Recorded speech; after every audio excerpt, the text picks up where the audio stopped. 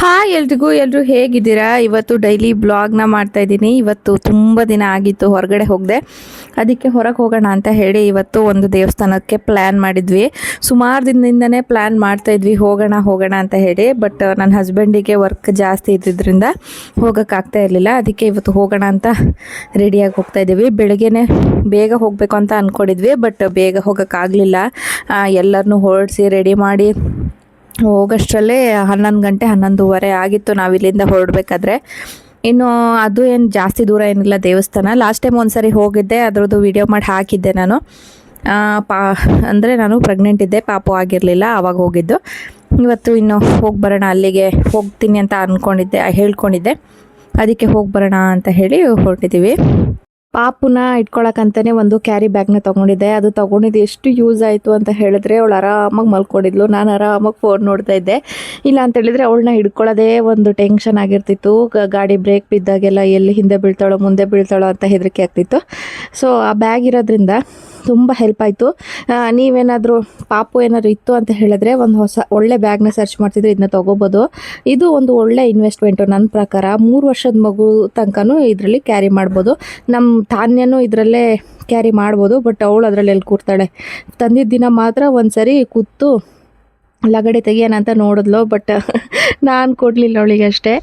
ಈಗ ಪಾಪುನ ಅದರಲ್ಲೇ ಹಾಕ್ಕೊಂಡಿರೋದ್ರಿಂದ ನನಗೆ ತುಂಬ ಹೆಲ್ಪ್ ಆಗುತ್ತೆ. ಅಂದರೆ ನಾನು ಒಂದ್ಸರಿ, ನಮ್ಮ ಮನೆಯವರು ಒಂದ್ಸರಿ ಎಲ್ಲ ಇಟ್ಕೊಬೇಕು. ನನ್ನ ಕೈಯಲ್ಲಿ ಫೋನು ಇಟ್ಕೊಳಕ್ಕಾಗಲ್ಲ, ಮತ್ತು ವಾಟ್ರ್ ಬಾಟ್ಲು ಅದೇನು ಇಟ್ಕೊಳಕ್ಕಾಗಲ್ಲ. ಈ ಥರ ಇದ್ಬಿಟ್ರೆ ಆರಾಮಾಗಿ ಮಕ್ಕಳು ಅದರಲ್ಲಿ ಇರ್ತವೆ. ಮತ್ತು ತುಂಬ ಜನಕ್ಕೆ ಡೌಟ್ಸ್ ಇರುತ್ತೆ, ಮಕ್ಕಳು ಕಂಫರ್ಟಬಲ್ ಆಗಿರ್ತಾರ ಅಂತ ಹೇಳಿ. ತುಂಬ ಕಂಫರ್ಟಬಲ್ ಆಗಿರ್ತಾರೆ ಅದರಲ್ಲಿ. ನನ್ನ ಮಗಳಂತೂ ಬೆಳಗ್ಗೆ ನಿದ್ರೆ ಮಾಡಿದವಳು ಸಂಜೆ ಮನೆಗೆ ಬಂದದ್ರಿಂದ ತೆಗಿಯೋ ತನಕನೂ ನಿದ್ರೆನೇ. ಸ್ವಲ್ಪ ದೇವಸ್ಥಾನದಲ್ಲಿ ತೆಗ್ದಿದ್ದೆ ಫೀಡ್ ಮಾಡ್ಸೋಕ್ಕಂತ ಹೇಳಿ. ಮತ್ತು ಇನ್ನೊಂದು ಸ್ವಲ್ಪ ಊಟಕ್ಕೆ ಹೋಗಿದ್ವಲ್ಲ ನಾವಲ್ಲಿ, ಅಲ್ಲಿ ಸ್ವಲ್ಪ ತೆಗ್ದಿದ್ದೆ. ಅಷ್ಟು 2 ಟೈಮ್ ಬಿಟ್ಟು ಮತ್ತು ನಾನು ತೆಗಿಲಿಲ್ಲ. ಇನ್ನು ದೇವಸ್ಥಾನಕ್ಕೂ ಬಂದ್ವಿ. ಇದು ಸ್ವಲ್ಪ ಕಾಡು ಒಳಗಿರೋದು ದೇವಸ್ಥಾನ. ಇದಕ್ಕೆ ಅಮ್ಮನಗುಡ್ಡ ಅಂತ ಹೇಳ್ತಾರೆ. ಇದು ಚನ್ನಗಿರಿ ತಾಲೂಕು ಅನಿಸುತ್ತೆ, ಮೇ ಬಿ. ಚನ್ನಗಿರಿಯಿಂದ ಒಳಗೆ ಹೋಗಬೇಕು. ಅಲ್ಲಿ ಒಳಗೆ ರೂಟ್ ಇದೆ. ನಂಗೆ ಅಷ್ಟು ಕರೆಕ್ಟಾಗಿರೋ ರೂಟ್ ಏನೂ ಗೊತ್ತಿಲ್ಲ. ಅಮ್ಮನಗುಡ್ಡ ಅಂತ ಹೇಳಿ ಕರೀತಾರೆ. ಇದಕ್ಕೆ ಸಿಕ್ಕಾಪಟ್ಟೆ ಫೇಮಸ್ಸು. ಇವತ್ತು ಬಂದಿದ್ದು ಎಷ್ಟು ಒಳ್ಳೆಯದಾಯಿತು ಅಂದರೆ, ಒಂದು ಒಳ್ಳೆ ಎಕ್ಸ್ಪೀರಿಯೆನ್ಸ್ ಆಯಿತು. ಅದನ್ನು ನಿಮ್ಮ ಜೊತೆ ಶೇರ್ ಮಾಡ್ಕೊತೀನಿ. ಮತ್ತು ಇಲ್ಲಿಗೆ ನಾನ್ ವೆಜ್ ಎಲ್ಲ ಬಂದುಬಿಟ್ಟು ಇಲ್ಲೇ ಎಲ್ಲ ಅದನ್ನು ಕಟ್ ಮಾಡಿ ಸಾಂಬಾರು ಮಾಡಿ ಊಟ ಮಾಡಿಕೊಂಡು ಹೋಗ್ತಾರೆ. ಕುರಿ, ಕೋಳಿ ಆ ಥರದನ್ನೆಲ್ಲ ದೇವಸ್ಥಾನದ ಒಳಗೆ ತರಲ್ಲ, ಹೊರಗಡೆನೇ ಮಾಡ್ಕೊಂಡು ಹೋಗ್ತಾರೆ. ನಮ್ಮದು ಅದೇ ಪ್ಲ್ಯಾನ್ ಇತ್ತು, ಬಟ್ ಇನ್ನೇನು 4 ಜನ ಊಟ ಮಾಡ್ಕೊಂಡೆಲ್ಲ ಹೋಗೋದು ಅಂತ ಹೇಳಿ ತರಲಿಲ್ಲ ಅಷ್ಟೇ. ಹೊರಗಡೆ ಎಷ್ಟು ಬಿಸಿಲಿತ್ತು, ದೇವಸ್ಥಾನದೊಳಗೆ ಹೋಗ್ತಿದ್ದಂಗೆ ಅಷ್ಟೇ ತಣ್ಣಗಾಯಿತು. ಅಂದರೆ ಕಲ್ಲಿಂದಲ್ಲ, ಫುಲ್ಲು ತುಂಬ ತಂಪಿರುತ್ತೆ. ಮತ್ತು ಸಿಕ್ಕಾಪಟ್ಟೆ ಕೋತಿಗಳ ಕಾಡಾಗಿರೋದ್ರಿಂದ ಅವ್ರ ಜಾಗದಲ್ಲೇ ನಾವು ಬಂದು ದೇವಸ್ಥಾನ ಕಟ್ಟಿರೋದಲ್ವ, ಅದಕ್ಕೆ ತುಂಬ ಕಾಟ. ಒಳಗೆಲ್ಲ ಬರ್ತಾ ಇರ್ತವೆ, ಆದರೆ ಅದು ಯಾರು ಹೊಡೆಯಲ್ಲ ಅದಕ್ಕೆ. ಅಂದರೆ ಅಲ್ಲಿ ಇಲ್ಲಿ ಓಡಾಡ್ಕೊಂಡಿರ್ತವೆ, ಮತ್ತು ಅದು ಮನುಷ್ಯರಿಗೂ ಏನೂ ತೊಂದರೆ ಮಾಡಲ್ಲ. ಇನ್ನು ದೇವಸ್ಥಾನದಲ್ಲಿ ದರ್ಶನ ಎಲ್ಲ ಮಾಡ್ಕೊಳ್ಳೋಣ ಅಂತ ಹೇಳಿ ಬಂದ್ವಿ. ದೇವ್ರನ್ನ ನೋಡೋಕ್ಕೆ ನಿಜವಾಗ್ಲೂ 2 ಕಣ್ಣು ಸಾಲದು, ಅಷ್ಟು ಚೆನ್ನಾಗಿ ಅಲಂಕಾರ ಮಾಡ್ತಾರೆ. ಇಲ್ಲಿ ಡೈಲಿ ಅಲಂಕಾರ ಮಾಡ್ತಾರೆ. ನನಗಂತೂ ದೂರದಿಂದ ಆ ದೇವರು ನೋಡ್ತಿದ್ದಂಗೆ ಎಷ್ಟೊತ್ತಿಗೆ ಹತ್ರ ಹೋಗ್ತೀನೇನೋ ಅಂತ ಅನ್ನಿಸ್ತಾ ಇತ್ತು. ತುಂಬ ಚೆನ್ನಾಗಿ ಅಲಂಕಾರ ಮಾಡಿದರು. ಮತ್ತು ಇಲ್ಲಿ ದೇವ್ರನ್ನ ಪ್ರಸಾದ ಕೇಳೋದು ಅಂತ ಮಾಡ್ತಾರೆ. ಬಲಗಡೆ ಎಡಗಡೆ ಪ್ರಸಾದ ಬೀಳೋದು ಅಂತ ಇರುತ್ತಲ್ಲ, ಆ ಥರ ಮಾಡ್ತಾರೆ. ನಿಜವಾಗ್ಲೂ ಎಷ್ಟು ಆಶ್ಚರ್ಯ ಆಯಿತು ಅಂದರೆ, ನಮ್ಮ ಕಣ್ಣು ಎದುರುಗಡೆನೇ ಒಂದು 3 ಜನಕ್ಕೇನೋ ದೇವರು ಪ್ರಸಾದ ಕೊಡ್ತು. ಹೂನೇನೋ ಜಾರ ಹಾಗೂ ಇಟ್ಟಿರಲಿಲ್ಲ ಅವರು. ಎಷ್ಟು ನೀಟಾಗಿ ಇಟ್ಟಿದ್ದಾರೆ ನೋಡಿ. ಒಂದೇ ಒಂದು ಬೀಳಲ್ಲ ಬೇರೆ ಟೈಮಲ್ಲಿ. ಅವ್ರು ಏನಾದರೂ ಪ್ರಸಾದ ಕೇಳ್ತಾರೆ ಅನ್ನೋ ಟೈಮಲ್ಲಿ ಹೂವು ಬೀಳುತ್ತೆ. ಅದ್ರದ್ದು ಕ್ಲಿಪ್ಪಿಂಗ್ಸ್ನು ನಾನು ನೆಕ್ಸ್ಟು ನಿಮಗೆ ಆ್ಯಡ್ ಮಾಡಿರ್ತೀನಿ, ಒಂದ್ಸರಿ ನೋಡಿ. ತಾನ್ಯಂಗಂತೂ ಹೊರಗಡೆ ಹೋದಾಗೆಲ್ಲ, ಅಂದರೆ ದೇವಸ್ಥಾನಕ್ಕೆ ಹೋದಾಗೆಲ್ಲ ಈ ಗಂಟೆ ಹೊಡಿತಾನೇ ಇರಬೇಕು. ಅವಳು ಕಣ್ಣು ಎದುರುಗಡೆ ಇದ್ದರೆ ಅವಳಂತೂ ಸುಮ್ಮನೆ ಇರೋದೇ ಇಲ್ಲ, ಗಂಟೆ ಹೊಡಿತಾನೇ ಇರ್ತಾಳೆ. ಇನ್ನು ನಮ್ಮ ಡಿಂಪಿ ಅಂತೂ ಫುಲ್ಲು ನಿದ್ರೆ ಮಾಡಿಬಿಟ್ಟಿದ್ಲು. ಅಂದರೆ ಆರಾಮಾಗಿ ಒಳ್ಳೆ ಜೋಕಾಲಿ ತೂಗ್ದಂಗೆ ಆಗ್ತಾ ಇತ್ತಲ್ಲ, ನಾನು ಓಡಾಡ್ತಾ ಇದ್ದಂಗೂ. ಸ್ವಲ್ಪ ನಿತ್ತಾಗೆಲ್ಲ ಸ್ವಲ್ಪ ಹಠ ಮಾಡೋಳು, ಅದನ್ನ ಬಿಟ್ಟರೆ ಆರಾಮಾಗಿ ಮಲ್ಕೊಂಡಿದ್ಲು. ನೋಡಿ, ಇದೇ ಕೋತಿ ನಾನು ಹೇಳಿದ್ದು. ಇಲ್ಲೇ ಓಡಾಡ್ತಾ ಇರ್ತವೆ, ಬಾಳೆಹಣ್ಣು ತಿಂತಾ ಇದೆ ಅದು. ತುಂಬ ಇದ್ದಾವೆ, ತುಂಬ ಅಂದರೆ ತುಂಬ ಇದ್ದಾವೆ. ನಮ್ಮ ತಾನ್ಯಂಗಂತೂ ಸಿಕ್ಕಾಪಟ್ಟೆ ಖುಷಿ. ಅವಳು ಇಲ್ಲಿರೋದ್ರಿಂದ, ಸಿಟಿ ಮಧ್ಯೆ ಇರೋದ್ರಿಂದ ಇಲ್ಲೆಲ್ಲಿ ನೋಡೋಕ್ಕಾಗುತ್ತೆ ಕೋತಿಗಳನ್ನೆಲ್ಲ. ನಮ್ಮ ಹಳ್ಳಿ ಕಡೆ ಹೋದರೆ ಮಾತ್ರ ನೋಡೋಕ್ಕಾಗೋದು. ಬಟ್ ಅಲ್ಲೂ ಇಷ್ಟಿಷ್ಟು ದೊಡ್ಡದೆಲ್ಲ ಸ್ವಲ್ಪ ಕಮ್ಮಿನೇ. ಇಷ್ಟು ಹತ್ರದಿಂದ ಅವಳು ನೋಡಿದ್ದು ಇಲ್ಲೇ ಫಸ್ಟು. ಮಂಕಿ ಅಂತ ಇದ್ಲು. ಅದು ಹತ್ರ ಬರೋಕ್ಕೂ ಹೆದರ್ತಾ ಇದ್ಲು. ಅವಳು ಅದ್ರ ಹತ್ರ ಹೋಗಿ ಟ್ರೈ ಮಾಡ್ತಾಯಿದ್ಲು, ಬಟ್ ಹೆದರಿಕೆನೋ ಆಗ್ತಿತ್ತು ಅವಳಿಗೆ. ಕೋತಿನೂ ಅಷ್ಟೇ ಒಳ್ಳೆ ಮನುಷ್ಯರು ಹೆಂಗೆ ಓಡಾಡ್ಕೊಂಡಿರ್ತಾರೋ ದೇವಸ್ಥಾನದಲ್ಲಿ ಅದೇ ಥರ ಓಡಾಡ್ಕೊಂಡಿತ್ತು. ಅದಕ್ಕೇನು ಮನುಷ್ಯರು ಭಯನೇ ಇಲ್ಲ, ಏನೂ ಇಲ್ಲ. ಇನ್ನು ನೋಡಿ ಆ ಕೋತಿ ನಾವು ಇಲ್ಲಿ ಕೂತಿದ್ರು ನಮ್ಗೆ ಏನು ತೊಂದರೆನೇ ಮಾಡ್ತಾ ಇರಲಿಲ್ಲ. ಅದು ಯಾರಾದರೂ ಏನಾದರೂ ಕೊಡ್ತಾರಾ ಅಂತಲೇ ನೋಡ್ತಾ ಇತ್ತು. ಪಾಪ ನಾವು ಏನು ತೊಗೊಂಡೇ ಹೋಗಿರಲಿಲ್ಲ. ನಮ್ಗೆ ಆಮೇಲೆ ಅನ್ನಿಸ್ತು ಏನಾದರೂ ಒಂದು ತೊಗೊಂಡು ಹೋಗ್ಬೇಕಿತ್ತು, ಕೊಡ್ಬೋದಿತ್ತು ಕೋತಿಗೆ ಅಂತ ಹೇಳಿ. ತಾನ್ಯಂಗಂತೂ ಸಿಕ್ಕಾಪಟ್ಟೆ ಖುಷಿ. ಅದನ್ನ ನೋಡ್ತಾನೆ ಇದ್ಲು, ಅದ್ರ ಹಿಂದೆನೇ ಹೋಗ್ತಾ ಇದ್ಲು. ಅದು ಹೋದಾದ್ಮೇಲೆ ಇನ್ನೊಂದು ಕೂಡ ಬಂದಿತ್ತು, ಅದು ಹತ್ರನೂ ಹೋದ್ಲು. ಅದು ಇವಳೊಂದು ಬಿಂಗೋ ಪ್ಯಾಕೆಟ್ ಇಟ್ಕೊಂಡು ಹೋಗಿದ್ಲು, ಇಲ್ಲಿಂದನೇ ಹೋಗ್ಬೇಕಾದ್ರೆ ಹಠ ಮಾಡ್ತಾಳೆ ಅಂತ ನಾನೇ ಒಂದು ಪ್ಯಾಕ್ನ ಕೊಡಿಸಿದ್ದೆ. ಅದನ್ನು ತಿಂದು ಅರ್ಧ ಹಾಗೆ ಇಟ್ಟಿದ್ಲು. ಅದನ್ನು ಎತ್ಕೊಂಡು ಓಡೋಗ್ಬಿಡ್ತು, ಅಂದರೆ ಅವಳ ಹತ್ರನೇ ಬಂದುಬಿಡ್ತಾ. ಅದನ್ನ ನೋಡಿ ಸ್ವಲ್ಪ ಭಯ ಪಟ್ಬಿಟ್ಲು ಅಷ್ಟೇ. ಈ ಥರ ಎಲ್ಲಾದರೂ ಒಂದ್ಸರಿ ತಿಂಗಳಿಗೊಂದ್ಸರಿ 2 ತಿಂಗಳಿಗೊಂದ್ಸರಿ ಹೊರಗೆ ಹೋಯ್ತು ಅಂತ ಹೇಳಿದ್ರೆ ಮನಸ್ಸಿಗೆ ಎಷ್ಟು ಸಮಾಧಾನ ಇರುತ್ತಲ್ಲ. ತುಂಬ ದಿನ ಆಗಿತ್ತು ನಾನು ಹೊರಗಡೆ ಎಲ್ಲೂ ಹೋಗದೆ. ನನಗಂತೂ ನಿಜವಾಗ್ಲೂ ತುಂಬ ಖುಷಿ ಆಯಿತು. ಈಗ ನೋಡಿ ನಾನು ಅವಾಗ ಹೇಳಿದ್ನಲ್ವ ದೇವರು ಪ್ರಸಾದ ಕೊಡ್ತು ಅಂತ ಹೇಳಿ, ಅದ್ರದ್ದು ಕ್ಲಿಪ್ಪಿಂಗ್ಸ್ನ ಇಲ್ಲಿ ಆ್ಯಡ್ ಮಾಡಿದ್ದೀನಿ, ನೀವು ನೋಡ್ಕೊಂಬರ್ಬೋದು.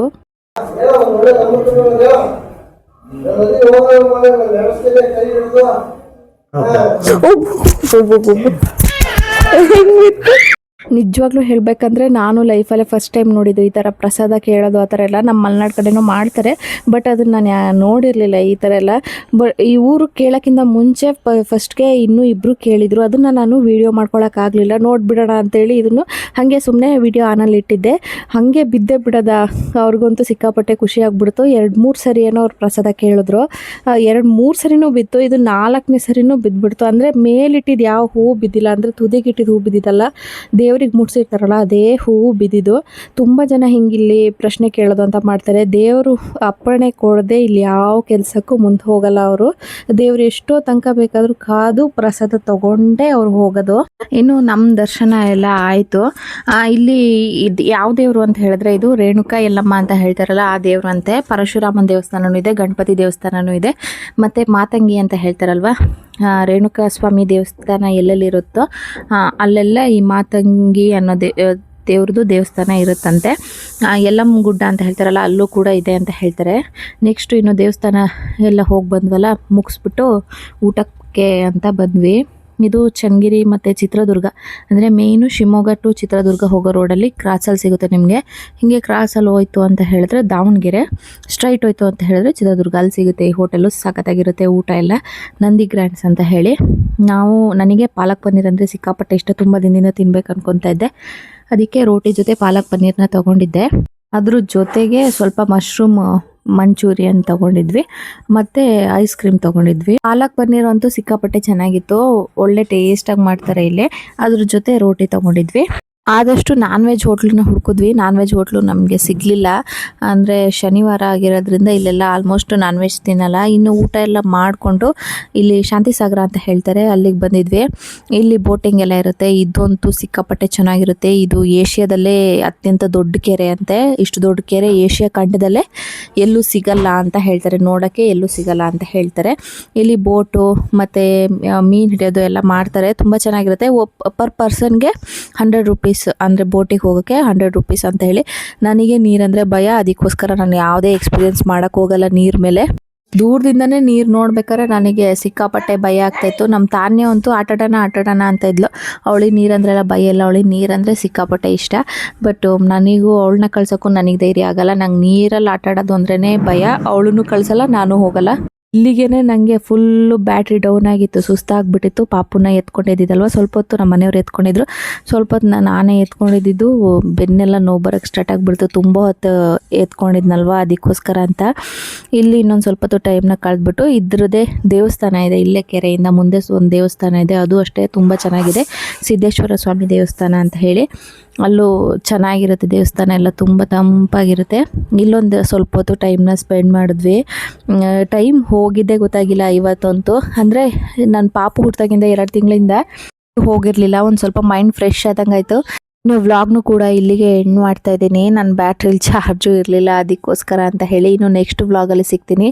ಈ ವ್ಲಾಗ್ ಏನಾದರೂ ನಿಮಗೆ ಇಷ್ಟ ಆಯಿತು ಅಂದರೆ ಪ್ಲೀಸ್ ಸಬ್ಸ್ಕ್ರೈಬ್ ಮಾಡಿ, ಮತ್ತು ವೀಡಿಯೋನ ಲೈಕ್ ಮಾಡೋದು ಮಾತ್ರ ಮರಿಬೇಡಿ. ಬಾಯ್.